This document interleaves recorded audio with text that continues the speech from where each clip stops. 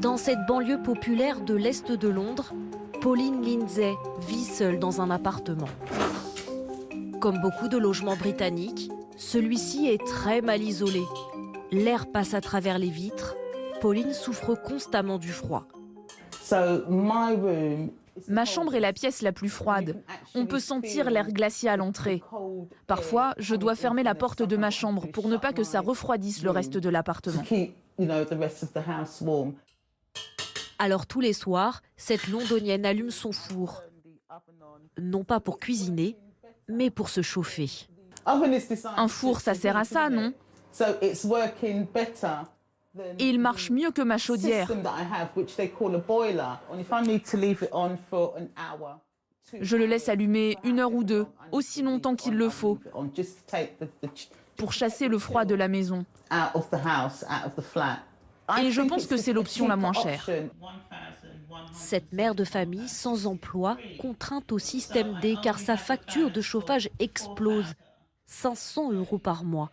Pour une température intérieure à peine supportable, plus personne ne veut venir chez elle. J'ai pas envie d'inviter des gens à la maison si c'est pour qu'ils restent assis dans le froid.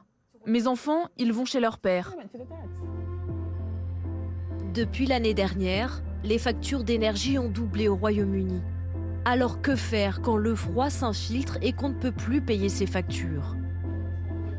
Certains se réfugient dans des warm banks, comprenez des espaces chauffés ouverts à tous, recensés sur un site internet. Il y en a plus de 3000 dans tout le pays.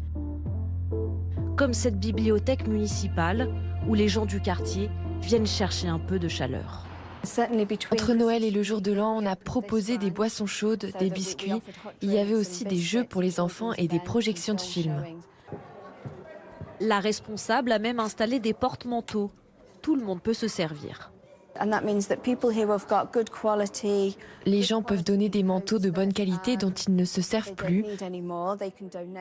Ainsi, les plus démunis peuvent se servir et les rapporter à la maison. Et quand la nuit tombe sur Londres, d'autres warm banks prennent le relais. Il est 20 h. Dans ce salon, on passe à table. Nous sommes ici dans la maison du vicaire. Tous les mardis, des repas sont servis gratuitement. Et surtout, il fait chaud. Pour Léo, qui habite dans le quartier, c'est un moyen de faire des économies. Si je ne venais pas ici, je devrais plus chauffer mon logement. Et ça serait compliqué financièrement. Passer moins de temps chez moi, ça m'aide à réduire ma facture de chauffage.